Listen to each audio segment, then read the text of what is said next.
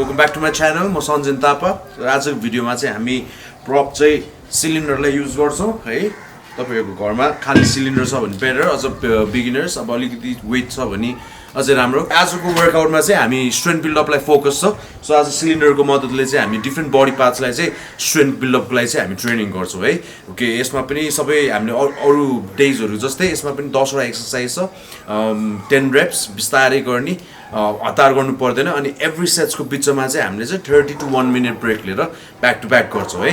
Okay, with that being said, let's go to workout. Okay, ल अब हामी workout सुरु गर्छौं है। Back straight. ल हाम्रो फर्स्ट एक्सरसाइज छ स्क्वाट। आज वेट सँग गर्दै छौं, बिस्तारै गर्नु होला, डोन्ट हर्ट योरसेल्फ। ओके, माथि राख्छौं नेकको ब्याकमा र तल जाँदाखेरि इनहेल, माथि आउँदा एक्सहेल। कन्ट्रोल मुभमेन्ट बिस्तारै गर्नुस्। Make sure your cores are tight, back straight, nice and easy.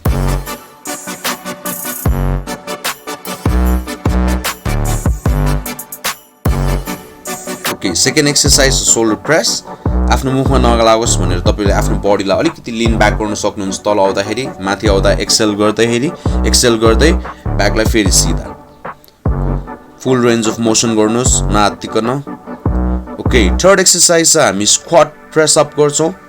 So पहिला squat all the way down and press up. दुईटालाई एकैचोटी मिक्स नगर्नु होला है। यसमा पनि सेम ब्रिदिङ प्रोसेस। बल लाउँदाखेरि ब्रिथ आउट गर्नुस्।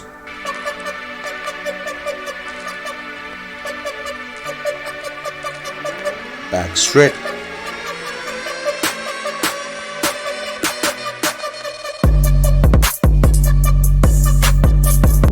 अर्को एक्सरसाइज छ हाम्रो फ्रन्ट रेज। यो गर्दाखेरि एकदम कन्ट्रोल मुभमेन्ट, हतार गरेर सुई हल्लाउने हैन, नाइस एन्ड इजी। अगाडि लग्यो अनि कन्ट्रोलली तल झार्नु है, अनि माथि अगाडि लाँदाखेरि ब्रिथ आउट।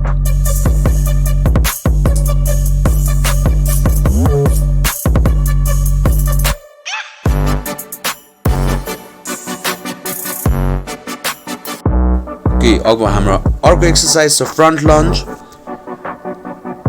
कन्ट्रोल मुभमेन्ट, बिस्तारै गर्नुस् ब्यालेन्समा। तल जाँदा इनहेल, माथि आउँदाखेरि exhale, breathing same process. 8 to 12 reps.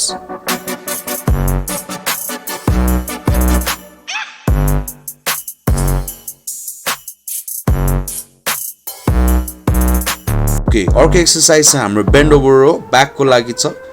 माथि तान्दाखेरि ब्रिथ आउट अनि ब्याकको मसल्सलाई स्क्विज गर्ने एन्ड इजी। अनि मेक श्योर यो ब्याक साइड स्ट्रेट, कम्प्रोमाइज नगर्नुस् आफ्नो ब्याकलाई, कुप्रो नबनाउने।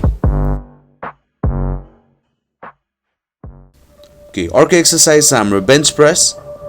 तल आउँदा इनहेल, माथि आउँदा एक्सहेल, बल लाउने कुरामा एक्सहेल। कन्ट्रोल मुभमेन्ट यो पनि।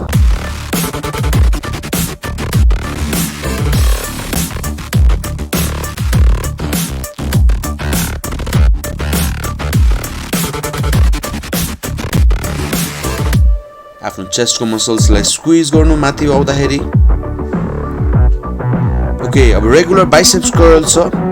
ब्रिथ आउट, एल्बो तपाईहरुको बडीमा स्टिक गर्नुस्, धेरै मुभमेन्ट नगर्नुस्। ब्रिथ आउट गर्ने, squeeze your biceps and easy.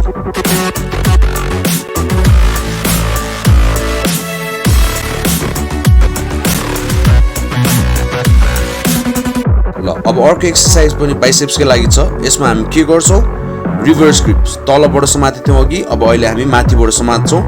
Breathing process same. Make sure your cores are tight, weight सँग गर्दै छौं, नाइस एन्ड इजी, नआत्तिकन। सक्छौं भने 12, सक्दैनौं भने 8।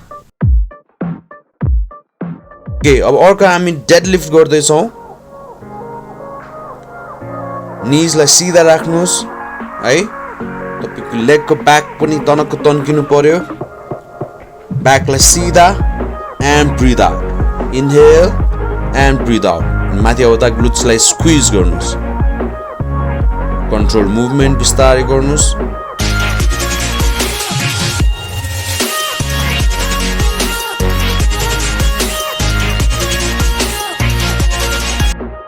यति नै थियो हाम्रो वर्कआउट सेट आजको लागि। 10 वटा एक्सरसाइज, 10 वटा reps, and I times 4 गर्छु, repeat back to back. I hope you enjoyed it. I'll see you guys next time.